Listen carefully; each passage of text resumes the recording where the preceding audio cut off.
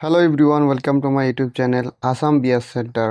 আজিৰ এই ভিডিঅ'টোত আমি অনুশীলনী 1.3 ৰ প্ৰশ্নকেইটা সমাধান কৰিম। প্ৰথম প্ৰশ্নটো আছে হৰণফল নিৰ্ণয় কৰা। 15 তাৰ পিছত দিয়া আছে হৰণ -5। এই হৰণফলটো আমাক উলিয়াব লাগে। গতিকে 15 টো ওপৰত আছে, ওপৰত লিখি দিম আৰু -5 টো তলত আছে, তলত লিখিলো। এতিয়া 5 ৰ 1 গুণ 5, 5 ৰ 3 গুণ 15। উত্তৰটো হ'ব মাইনাছ থাকিল আৰু কিমান থাকিল 3। এতিয়া আমি 1 নম্বৰৰ 2 নম্বৰ প্ৰশ্নটো সমাধান কৰোঁ। প্ৰশ্নটো আছে -60 হৰণ 10। তো ইয়াতে কি হ'ব, ওপৰত হৈ যাব -60, তলত বহিব 10। শূন্য আৰু শূন্য কাটি দিলোঁ, এনসাৰটো আহিব আমাৰ -6। এতিয়া আমি 1 নম্বৰৰ 3 নম্বৰ প্ৰশ্নটো সমাধান কৰিম। প্ৰশ্নটো আছে -54 হৰণ -6। কি হ'ব, ওপৰত হ'ব -54, তলত হ'ব -6। মাইনাছ আৰু মাইনাছটো কাটিলোঁ, 6 1 গুণ 6, 6 9 গুণ 54। আমাৰ এনসাৰটো হৈ যাব 9। এতিয়া আমি 1 নম্বৰৰ 4 নম্বৰ প্ৰশ্নটো সমাধান কৰিম। প্ৰশ্নটো আছে 0 হৰণ -15। তাৰমানে কি হ'ব, ওপৰত 0, তলত -15। এনেকুৱা ধৰণৰ যেতিয়াই তোমালোকে পাবা, তেতিয়াই ইয়াৰ উত্তৰটো ডাইৰেক্টলি কি হৈ যাব, 0 হৈ যাব। এতিয়া আমি 1 নম্বৰৰ 5 নম্বৰ প্ৰশ্নটো সমাধান কৰিম। প্ৰশ্নটো আছে -61 হৰণ দ্বিতীয় বন্ধনী, তাৰপিছত প্ৰথম বন্ধনীৰ ভিতৰত -60 প্লাছ আকৌ -1। ইয়াৰ এইটো সমাধান কেনেকৈ কৰিম, -61 টো থাকিল। প্ৰথমে দ্বিতীয় বন্ধনীৰ ভিতৰৰ কামটো কৰিব লাগিব। -60 প্লাছ আৰু মাইনাছ পূৰণ হ'ল, হৈ পেলাই কি হ'ল -1। তাৰপিছত এইফালে থাকিল -61 হৰণ -60 আৰু -1। মাইনাছে মাইনাছে প্লাছ হ'ব, প্লাছ হৈ কি হ'ব -61। তাৰপিছত ওপৰত থাকিল কিমান -61, তলত থাকিল কিমান -61।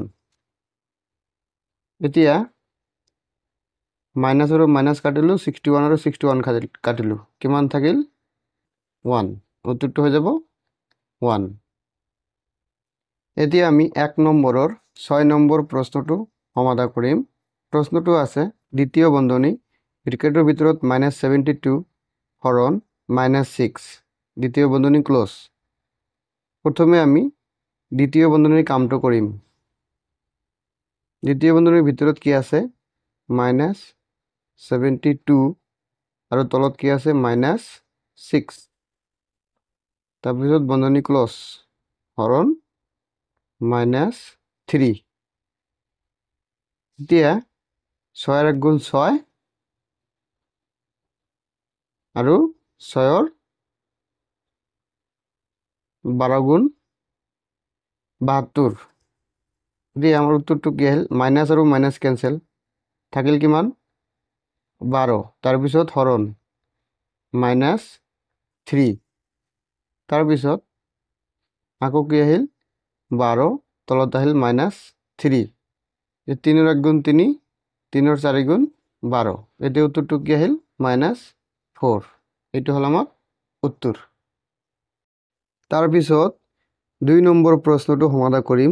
2 নম্বৰ প্ৰশ্নটো আছে তৃতীয় ব্ৰেকেট, তাৰপিছত দিয়া আছে প্ৰথম বন্ধনীৰ ভিতৰত -4 পূৰণ 18 হৰণ খালী ঠাই সমান 12। তো এইখিনি কাম আগতে কৰি ল'ব লাগিব। কিমান হ'ব, 4 18 গুণ কিমান হয় 72। মাইনাছ আৰু প্লাছ আছে পূৰণ হৈ কি হ'ব মাইনাছ তাৰপিছত আছে হৰণ তাৰপিছত খালী ঠাই সমান সমান 12 এতিয়া 72 সংখ্যাটোক কি সংখ্যাৰে হৰণ কৰিলে আমি 12 পাম তো প্ৰথমে আমি সংখ্যাটো ওলাই ল'ম সংখ্যাটো ওলাবৰ কাৰণে 72 হৰণ 12 কৰিলে 12 1 গুণ 12 12 6 গুণ 72 তাৰমানে 6 সংখ্যাটো দি যদি আমি 72 সংখ্যাটোক হৰণ কৰোঁ তেতিয়াহ'লে আমি কিমান পাই যাম 12 পাই যাম কিন্তু ইয়াতে এটা মাইনাছ আছে গতিকে ইয়াতে কিমান হ'ব -6 হ'ব -6 কেনেকৈ এতিয়া চাওঁ আহা -72 হৰণ -6 মাইনাছ আৰু মাইনাছটো কাটিলোঁ 6 আৰু 1 গুণ 6 6 আৰু 12 গুণ 72 উত্তৰটো আমাৰ কিমান আহিল 12 গতিকে এইটো হ'ব আমাৰ শুদ্ধ উত্তৰ -6 এতিয়া 2 নম্বৰ আৰু 3 নম্বৰ প্ৰশ্নটো সমাধান কৰিম প্ৰশ্নটো হ'ল খালী ঠাই তাৰপিছত হৰণ 5 - 6 সমান সমান -20 খালী ঠাইটো থাকিল হৰণ 5 - 6 কৰিলে কিমান হ'ব -1 সমান সমান -20 এতিয়া ইয়াত কি হ'ব ইয়াত কি সংখ্যা দিলে সমান সমান -20 পাম ইয়াতে যদি 20 দিওঁ তেতিয়াহ'লে -20 পাম উত্তৰটো হ'ব 20 কেনেকৈ হ'ব চাওঁ 20 হৰণ -1 সমান সমান কিমান হ'ল -20 এইটোৰ লগত এইটো মিলি গ'ল গতিকে উত্তৰটো হ'ব আমাৰ 20 তাৰপিছত 2 নম্বৰ আৰু 4 নম্বৰ প্ৰশ্নটো সমাধান কৰিম প্ৰশ্নটো হ'ল প্ৰথম বন্ধনীৰ ভিতৰত -123 হৰণ -1 সমান সমান কিমান হ'ব তো এইটো ওপৰত হ'ব -123 -1 তাৰপিছত মাইনাছ আৰু মাইনাছটো কাটিলোঁ 1 দি হৰণ কৰিলে কিমান হ'ব এইটো সংখ্যাই হ'ব 1 2 3 তো আমাৰ উত্তৰটো হ'ব 123 আমি 3 নম্বৰৰ প্ৰশ্নকেইটা সমাধান কৰিম প্ৰথম প্ৰশ্নটো সুধিছে যদি a হৰণ -7 সমান সমান 8 হয় তেন্তে অখণ্ড সংখ্যা a এৰ মান নিৰ্ণয় কৰা এইটো কেনেকৈ কৰিম a টো ওপৰত থাকিব তলত -7 সমান সমান 8 8ৰ তলত একো নাই মানে মনে মনে ইয়াতে কি আছে 1 আছে এতিয়া আমি বজ্ৰ গুণন পূৰণ কৰিম এটোৰ লগত এইটো পূৰণ কৰিম কি হ'ব a আৰু 1 পূৰণ কৰিলে কিমান হ'ব a হ'ব সমান সমান 7 আৰু 8 পূৰণ কৰিলে কি হ'ব কিমান হ'ব 7 8 গুণ 56 মাইনাছ আৰু প্লাস পূৰণ কৰিলে কি হ'ব মাইনাছ গতিকে এৰ মান অতএব এৰ মান সমান সমান -56 এতিয়া আমি 3 নম্বৰ আৰু 2 নম্বৰ প্ৰশ্নটো সমাধান কৰিম কি দিয়া আছে যদি 125 হৰণ b সমান সমান -5 হয় তেন্তে অখণ্ড সংখ্যা b এৰ মান নিৰ্ণয় কৰা আগৰ দৰে কৰিম 125 টো ওপৰত থাকিব তলত আহিল আমাৰ b লগতে -5 তলত একো নাই মানে মনে মনে 1 আৰু এতে কি কৰিম বজ্ৰ গুণন পূৰণ কৰিম 125 আৰু 1 পূৰণ কৰিলে কিমান হ'ব 125 সমান সমান b আৰু -5 পূৰণ কৰিলে কি হ'ব -5b এতিয়া এটো আমি হলাই দিম -5b সমান সমান 125